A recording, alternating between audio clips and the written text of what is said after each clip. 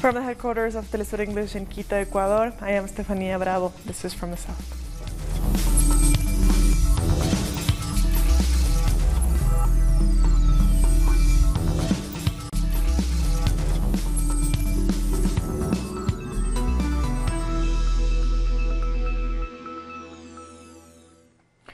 Today we began in Geneva, where the UN High Commissioner for Human Rights, Michelle Bachelet, is criticizing Washington's sanctions against Venezuela.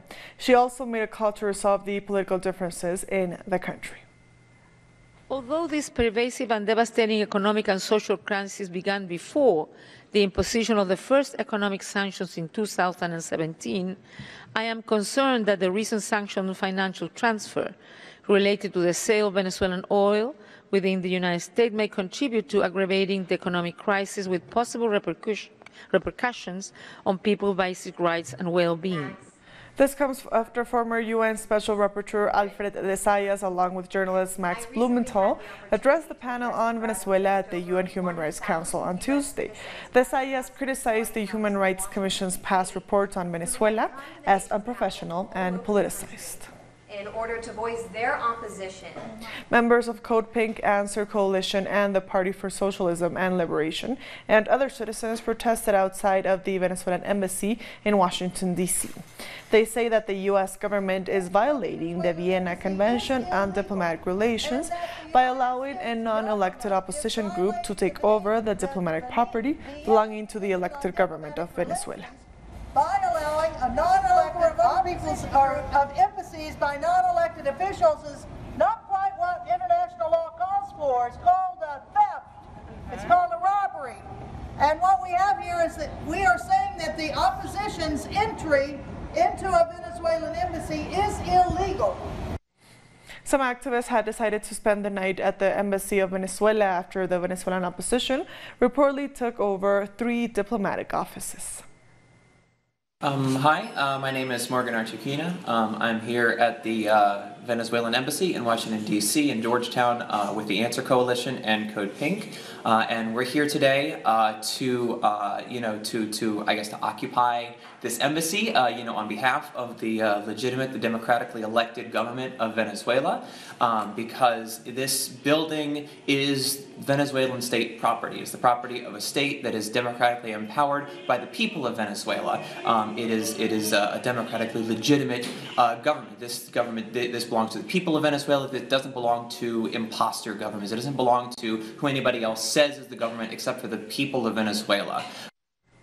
The Prime Minister of Barbados, Mia Mottley, has been calling on Barbadians to stay the course as she delivers her first budget in the Parliament. Stabilizing economic growth and lowering the personal income tax would be highlights of the fiscal package. In her presentation, Mottley stressed that government cannot transform Barbados' economy until there is growth. She also assured that she would continue cutting expenses while still investing in education and healthcare. Last year, the IMF and the government of Barbados agreed on a $290 million economic assistance plan. As of today, our reserves have risen from just over the 400 million that they were when we inherited them at the end of May last year. At its lowest point, it was actually down to 300 and change in March. But as of 400 million odd we inherited, today our reserves stand at $1.1 billion.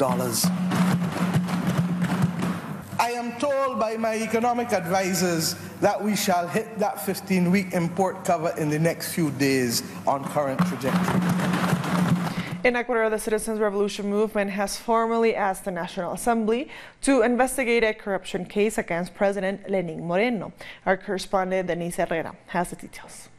We are outside the National Assembly in Quito, where the lawmaker of the Citizen Revolution Movement, Amapola Naranjo, was meeting a new legal action against the Assembly President Elizabeth Cabezas after a telephone conversation was revealed where the Interior Minister Maria Paula Romo and the Assembly President Elizabeth Cabezas were trying to stop the creation of a commission to investigate Moreno corruption case. So now the Citizen Revolution Movement are asking formally to the governing board of the National Assembly to investigate this case and also to create a commission that allows to reveal the truth about this corruption case. So we'll see if this governing board of the National Assembly, which is held by the President of the Assembly, can open a file to investigate this case.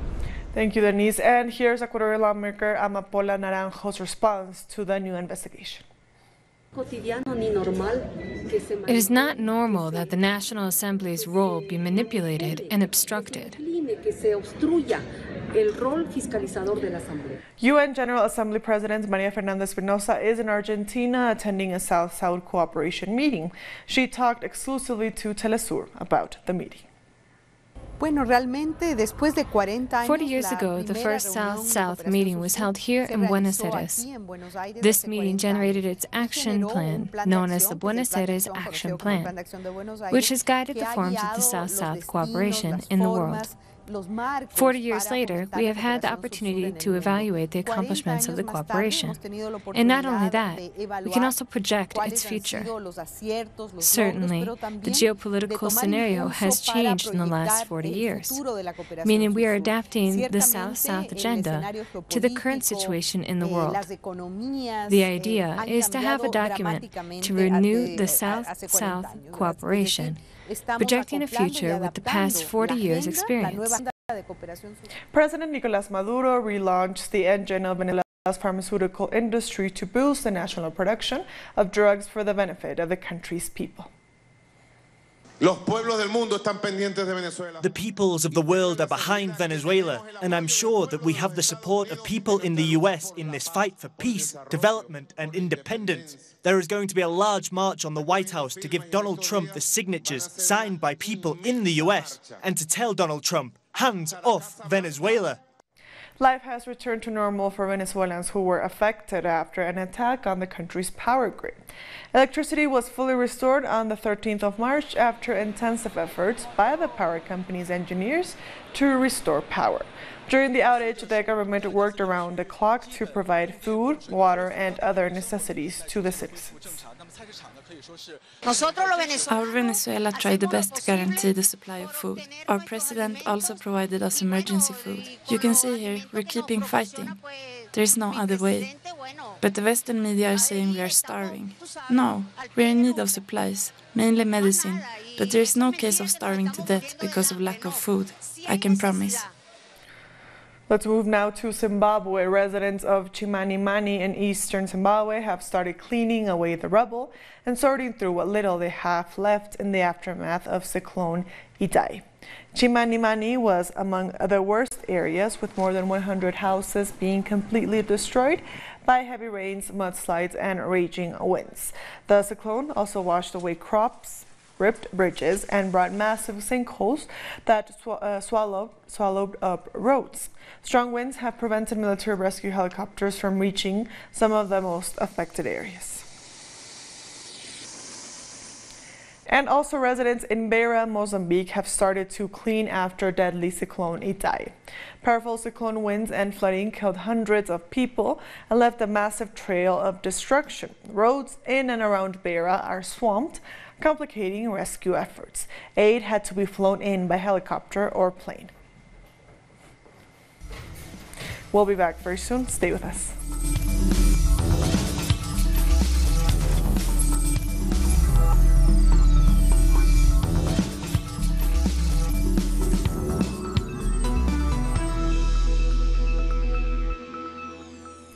Welcome back. St. Lucia's Prime Minister Alan Chesnut is one of 5 Caribbean leaders expected to hold talks with U.S. President Donald Trump this weekend. Our correspondent in St. Lucia, Alison Kettnish, has more. St. Lucia's Prime Minister Alan Chasney will join his Jamaican counterpart Andrew Holness and the leaders of the Bahamas, the Dominican Republic and Haiti in a sit-down with U.S. President Donald Trump this weekend. In a statement, the White House confirmed that the meeting is set for Friday, March 22nd at Mar-a-Lago, that is President Trump's resort in Florida.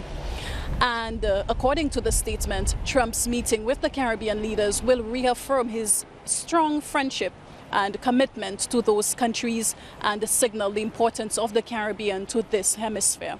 It confirmed that Venezuela is down for discussion, stating that the president will speak to the leaders on developments in that country. Now, the U.S. continues to support opposition leader Juan Guaido, and they are urging their diplomatic allies to follow suit. The talks will also focus on China's growing influence in the Caribbean, and Washington has already warned that it will counter China's economic practices in the region. And it should not come as a big surprise to many that St. Lucia's leader is part of the talks, as even before entering office in June 2016, he warned that his foreign policy agenda would differ greatly to that of his predecessor, Prime Minister Dr. Kenny Anthony, who embraced the Latin American and Caribbean alliance. And in 2017, Chasney told the media that as far as financing for development is concerned, his new model of diplomacy would be less about ALBA and more about leaning towards traditional allies like the United States and Canada. And while St. Lucia has not broken ranks with CARICOM's long-standing and united front of non-interference and non-intervention in Venezuela, the country continues to call for fresh elections in Venezuela. And just to put things in perspective, last year President Trump received severe backlash by including Haiti in a group of countries he referred to as, quote, shithole countries, end quote. He later stated that he was simply referring to the fact that Haiti is a poor and troubled country. The White House says that Friday's meeting will also explore energy, investment and security cooperation. A vigil was held in Costa Rica for indigenous leader Sergio Rojas, who was killed after being shot 15 times. Rojas was a fierce defender of the territories of the Bribri de Salite community. The UN High Commission for Human Rights in Costa Rica has called for an investigation. President Carlos Alvarado has condemned the murder. From the government, we completely condemn and reject this act of violence against the life of an indigenous leader. This is a tragic day for the Bribri people, for indigenous people, and for all of Costa Rica. A religious service has been held at the Brazilian school where 2 former students gunned down 8 people last week. 6 boys, a teacher, and an administrator were killed in the attack. And although Brazil has the world's highest murder rate, school shootings are relatively rare. The incident has revived questions about how to deal with the persistent violence. Mexican President Andrés Manuel López Obrador has met with the White House Representative Jared Kushner to discuss trade and immigration. Our correspondent Eduardo Martinez from Mexico City has the details. On Tuesday, Mexican President Andrés Manuel López Obrador met with Jared Kushner, son-in-law and personal advisor to U.S. President Donald Trump. The two discussed issues of mutual interest, including ratification of the USMCA that will replace the North American Trade Agreement. The new trade agreement is currently under debate in the Mexican Senate. AMLO and Kushner also talked about the more than $10 billion the United States has promised to invest in Central America to curb growing migration. The promised investment came last year as thousands of Central American migrants began grouping together in so-called migrant caravans and set off to enter the United States. AMLO also brought up the situation in Venezuela to Jared Kushner. In other news, Mexico's new ambassador to the U.S., Martha Bárcena, emphasized close ties between the two countries during a stop in Arizona on Tuesday as she heads to Washington to take office. We thank Eduardo for that report. In Bolivia, a red alert has been declared in the Beni department in Amazonia after strong floods left 31 dead and 28 missing. The civil defense minister says constant rain has caused the river to overflow, affecting over 93 municipalities and more than 17 million people. The meteorological office said that other 6 departments, including La Paz, were under orange alert. Strong rains are predicted until the next weekend. Cuban doctors working in Venezuela have been providing aid to all citizens for years. They say they will continue fulfilling their duty despite the lies spread by those who want to hurt both nations. This is one of more than 60 integrated health centers, or CDIs, in the Venezuelan state of Miranda. It's called the Humberto Fernández Morán CDI. Nobody has forced me to do anything. I'm here for my baby's checkup. We are treated well here. We're here to work. We came to help our brothers and sisters. We can't just stop. Thousands of Venezuelans come here every day and are treated without any political or social distinction or favor. For these doctors, the only priority is to guarantee access and quality medical care. I was able to get the help I needed. The doctor checked my baby, they explained everything to me, and will help my children through rehab so she can work again. I cannot complain about these health centers after all the help they give us. Reni is one of the 24,000 Venezuelan community doctors trained in Cuba at the Latin American School of Medicine as part of the integral collaboration agreement between the two countries. He says his only concern is treating his patients. In my view, I have always said that we carry our own convictions within. First of all, everything we do is the goal of helping people. We don't preach any political ideology, whatever they may be. The Bolivarian Revolution has been helping the people, in particular those most in need, those who have never had anything, those who can't afford private clinics. That is why we are here. We're also teaching our own substitutes, because someday we'll have to leave, and it will be them who take over our duty. Today in Venezuela, there are more than 20,000 Cuban doctors who provide their services as an act of solidarity with a single mission: to give health to the Venezuelan people. Laura Prada, Telesur Caracas. Jetties poking out over dried lake bed, boats stranded on the shore. These are the only reminders of Chile's Lake Acuelo's vibrant past that drought wiped from the map. Just an hour ride from the capital, Lake Acuelo was a thriving weekend getaway destination, boasting a depth of 6 meters. But water levels started to drop as recently as 2011, and the lake dried out completely by May of last year. Researchers say climate change and the high water demand of agriculture and tourism are some of the key causes behind Lake Acuelo's demise. There are activities such as agriculture and the development of real estate projects or tourism projects of the population that already exists around the Aculeo Lagoon, or secondary residencies of people in the capital, etc. And they create quite an important water demand. We'll be back very soon. Stay with us.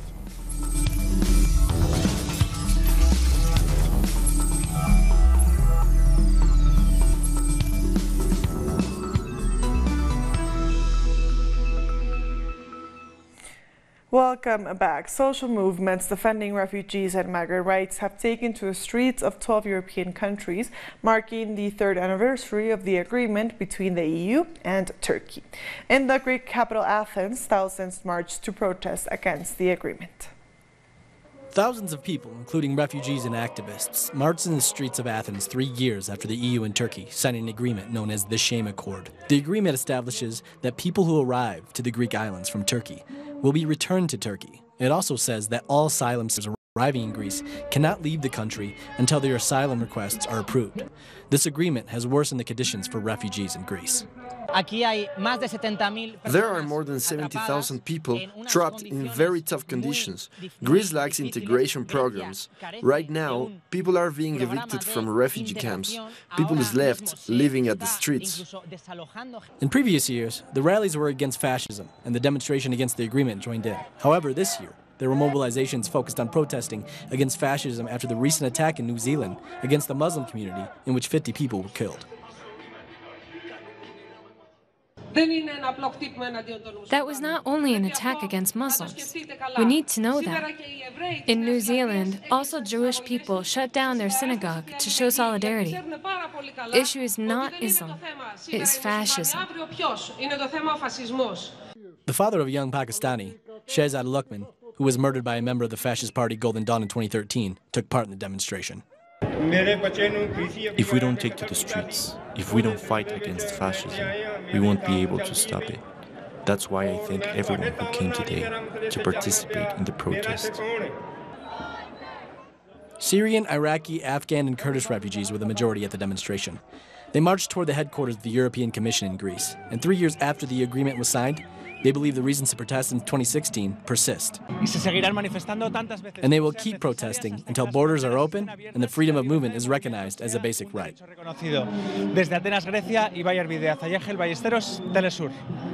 Fighters of the Syrian Democratic Forces are celebrating the fall of Baghouz, the last Islamic State group enclave. They have been dancing and shouting in celebration with their comrades. After the intense fighting, which lasted 4 weeks, fighters, mostly Kurdish people, are praising the liberation of the region. The joy is twofold. First, because we are going home to our families safely, thank God. And secondly, because we have won. We have eliminated the enemy, the terrorists. Israeli security forces have opened fire on protesting Palestinians in the occupied West Bank.